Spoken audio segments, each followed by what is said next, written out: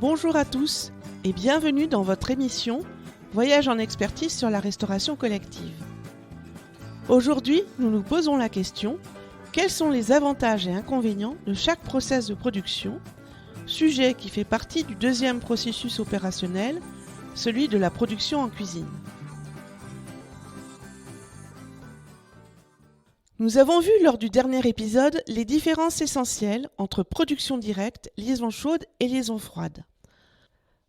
Attardons-nous à présent sur les raisons qui conduisent à choisir production directe ou production différée. Il n'y a pas de solution préférable par principe. Tout dépend de l'analyse que vous portez sur votre besoin en restauration et sur les moyens que vous pouvez y consentir. Je vous propose donc de lister quelques avantages et inconvénients pour chaque solution afin de vous aider à vous orienter. Je parlerai d'abord de la production directe. Les avantages sont la qualité culinaire, une capacité d'adaptation rapide à l'évolution de vos besoins, par exemple en cas d'arrivée soudaine de convives complémentaires, ou encore l'individualisation de la prestation. Les inconvénients sont liés à la nécessité de disposer de personnel polycompétent. Ils doivent en effet avoir des compétences culinaires, mais également des compétences managériales ou des compétences en gestion. Autre inconvénient, la nécessaire volumétrie du nombre de repas à produire afin d'avoir une rentabilité correcte. On parle souvent d'un seuil de 100 à 150 repas par jour. Ou encore l'absence de mutualisation du plateau technique lorsqu'on doit gérer plusieurs cuisines. Les avantages et les inconvénients pour la production différée sont évidemment à l'opposé. Les avantages sont essentiellement liés à la massification de la production qui permet d'économiser des coûts de production, de matériel, de maintenance, etc. Par ailleurs, les compétences culinaires et sanitaires sont concentrées en un seul endroit, ce qui peut être intéressant pour un métier en tension comme celui de cuisinier.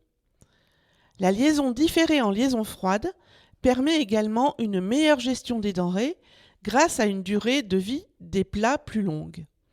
Ainsi, les plats non servis et maintenus à 3 degrés peuvent être resservis le lendemain, permettant d'ajuster la production au juste besoin.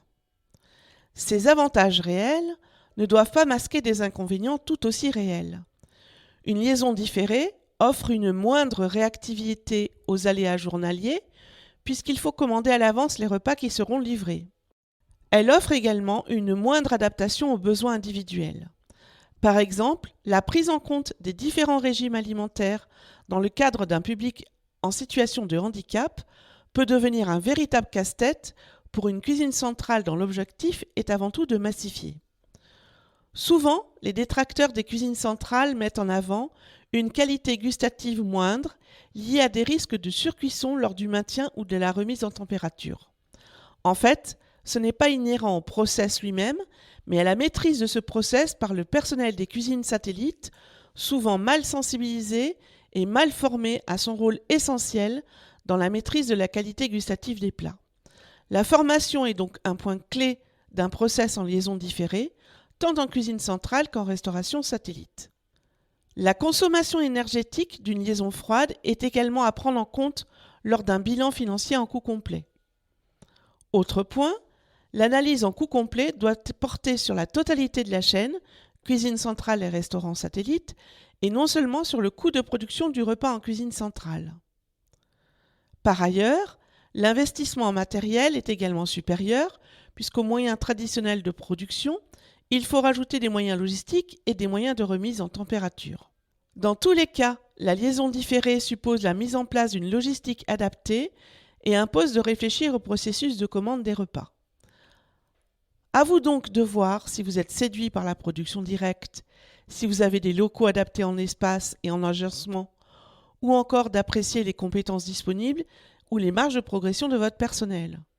En revanche, si les avantages de la liaison froide vous semblent préférables, à vous de mesurer l'investissement à consentir, l'impact qualitatif sur vos convives et l'impact sur le personnel si vous avez du personnel cuisinant.